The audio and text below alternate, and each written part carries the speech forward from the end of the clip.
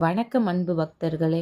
தமிழகத்தில் மிக புகழ்பெற்ற அறுபடை வீடுகளில் ஒன்றான பழனி முருகன் கோவில் வரலாறு பற்றி இன்று பார்ப்போம்.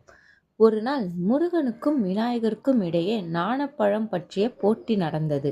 சிவபெருமான் சொன்னார், யார் இந்த உலகை முழுவதும் சுற்றி வருகிறாரோ அவருக்கே இந்த பழம் கிடைக்கும் என்று.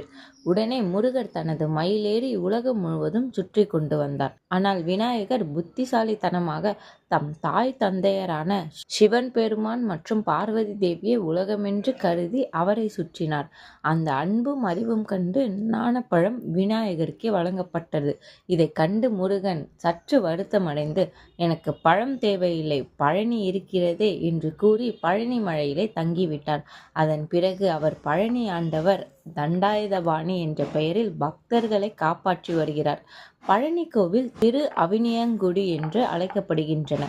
அவர் கையில் வைத்திருப்பது தண்டாயுதம்.